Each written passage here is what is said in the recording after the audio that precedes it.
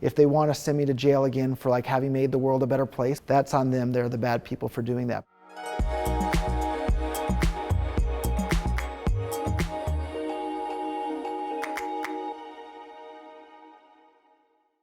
I remember when I knew I was going to prison, the judge allowed me 3 months to get all my affairs in order. And I remember I sent out an email to every single one of my repeat customers explaining exactly what was going on. And I'm sorry, here's what's going on, and I won't be able to help you directly for the next 10 months. If you want to reach me, here's my address in prison. And I look forward to serving all of you as soon as I'm out. And actually, I had quite a few of my customers wrote me letters while I was in prison.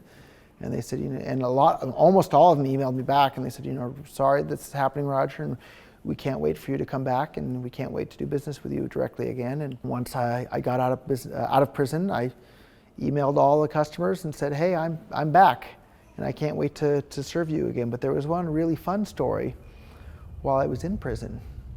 You're allowed to make what's work out to 10 minutes worth of phone calls per day, but one phone call per day. So you get one 10-minute phone call per day. But you can make more than one phone call in a day, but it subtracts from your other minutes for other calls for the month. So 300 minutes per month, which works out to 10 minutes a day. But I called one of my customers in China that I had never met in person before. And up to that point, I don't think I had ever even spoken to him on the phone ever before. It was always just typing on the internet because he could barely speak in English. And I told him, hey, it's Roger. And he knew I was calling him from an American prison. I don't think he'd ever even been to America at that point either. And I asked him, what sort of memory do you have? Do you have anything to offer me for sale at this point? He said, oh, I have 2,000 pieces of this particular memory module that I was well familiar with. And I said, okay, I'll call you back later. And I had to wait another hour to make the next call. And then I called one of my very best customers, and I said, hey, I have 2,000 pieces of this particular memory available. Do you want to buy them? And I asked the guy in China what price. And then I asked this customer, do you want to buy them? And they're like, well, what price? And I said, well, I don't have too much time to negotiate here. I think it was like $12 more or something per module. And they're like, okay, we'll take them. So I have to wait another hour. And then I call back the guy in China again. I said, okay, I'll buy the memory modules from you. Like, how do you want me to pay you? And he said, no.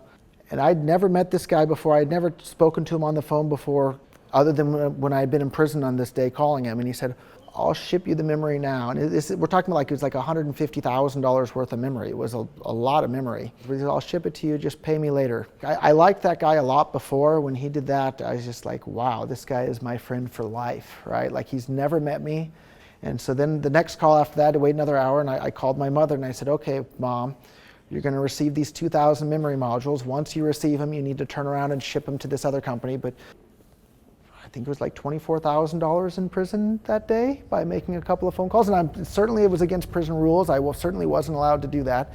But they only have time to listen to certain phone calls within prison. And I think if they want to send me to jail again for like having made the world a better place by moving products from where they're worth less to where they're worth more, that's on them. They're the bad people for doing that. But that was my happiest day in whole prison, my entire prison experience, because I felt like I had helped make the world a better place. And Cisco switches all over the world that help route internet traffic to give people their internet connections where they can do more commerce and do more things on the internet, and made more people's lives better all over the world. I think another book that really helped me appreciate just how important doing something like that is there's a wonderful essay called I, Pencil by a man named Leonard Reed. And it's an essay told from the point of view of a pencil. And the pencil makes this claim that there's not a single human being alive on the planet that knows how to make me, right? And you think everybody knows how to make a pencil. What do you mean nobody knows how to make a pencil? But no, if you stop and think about it, there isn't a single human being alive on the planet that knows how to make a pencil. It costs, 25 cents now maybe? But in this pencil, there's like a little piece of rubber on the end for the eraser. And like that rubber, I think, maybe is made from rubber trees in Indonesia. And the chainsaws are made with metal that's dug out of the earth from some other mine in some other country. And the chainsaws are run on gasoline that's, pumped out of the ground with the oil in, maybe Saudi Arabia or somewhere.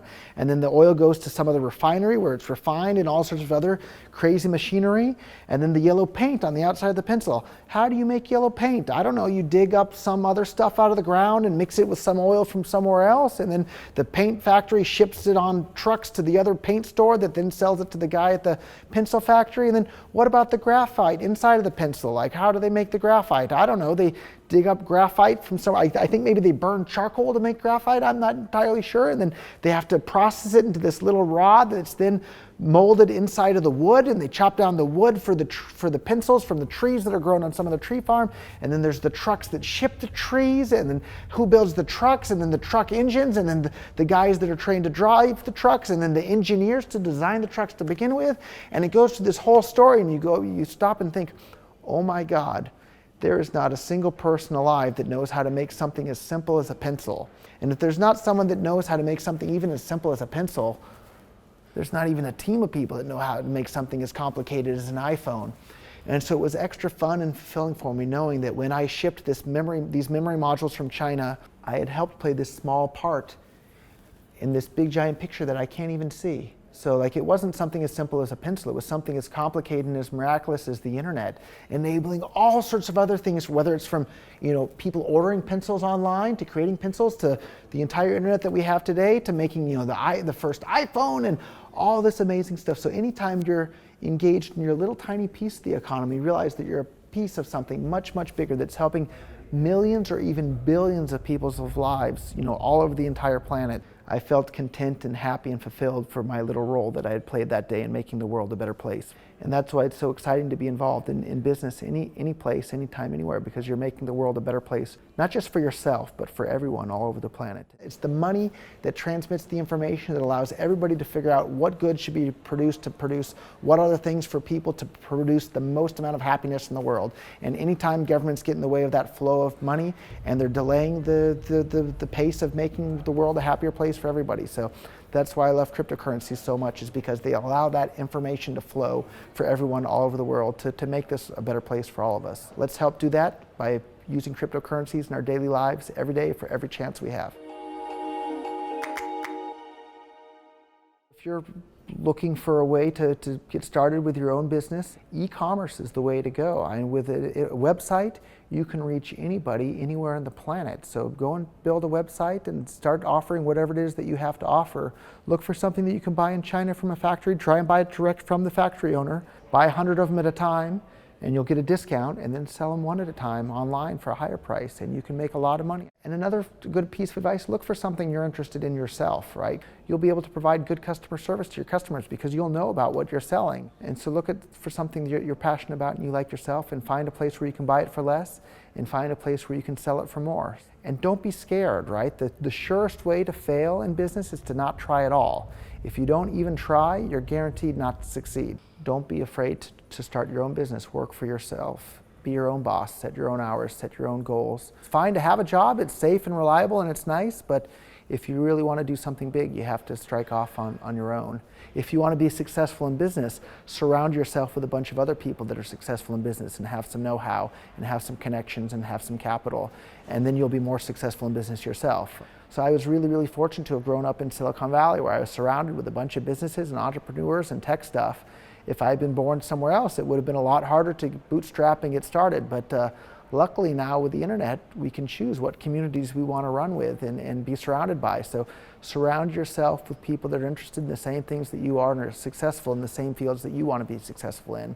And that's how you can be successful in those fields yourself. So surround yourself with quality and you'll become quality yourself. For the first 3 years, I just focused on that every single moment until the day I was allowed to leave the country.